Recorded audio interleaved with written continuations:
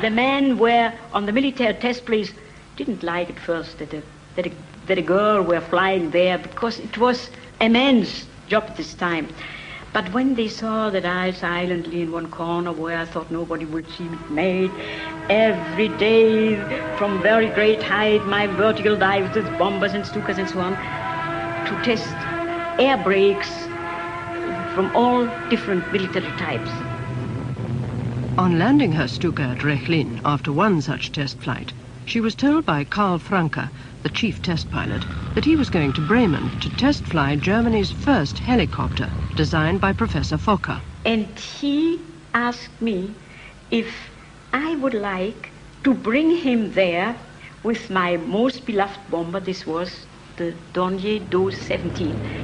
When we arrived at Bremen, Professor Fokker received us and was very astonished. I was at this time already with 24 years a flight captain. He said, "Oh, it's wonderful that Hanna Reitsch also comes to test fly the helicopter." And you see, the helicopter, this first helicopter, seemed in the whole world to be a miracle. So I looked to Franke and he only twinkled with his eyes. So I thought, thank you, thank you. I asked to make a circle and I put the plane in the middle. I could look to see the wheel. Now, when giving gasoline, I saw when the stick wasn't just in the middle, the wheel went forward. And when I went the stick a little bit backwards, the wheel went backwards. So when I found now the wheel is standing, I gave gasoline. With the gasoline, it went up. I went down again. Within 3 minutes, I had it.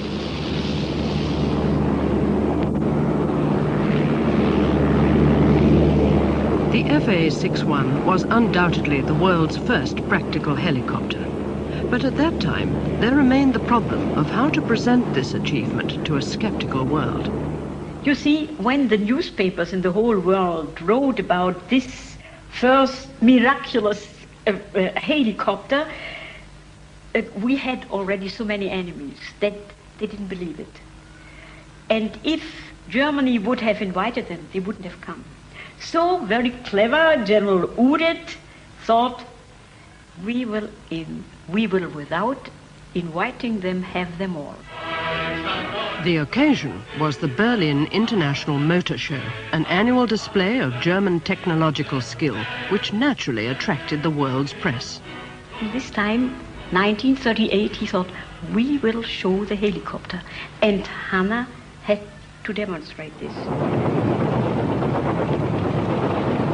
After this brief rehearsal, Hanna Reitsch, for the 2-week duration of the show, nightly performed the hazardous flight inside the Deutschlandshalle, where the smallest fault or error of judgment could have ended in disaster. With the primitive controls then available, such an accident could well have occurred.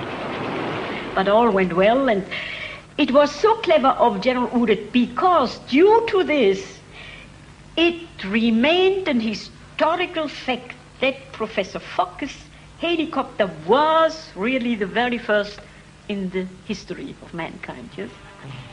But the history of mankind was about to record the outbreak of the Second World War. Hermann Göring reviews men of his Luftwaffe, in 1939 by far the most powerful air force in the world, and which was to spearhead the Blitzkrieg, lightning war, which used air power and armor to crush Poland, the Low Countries and France in a matter of weeks.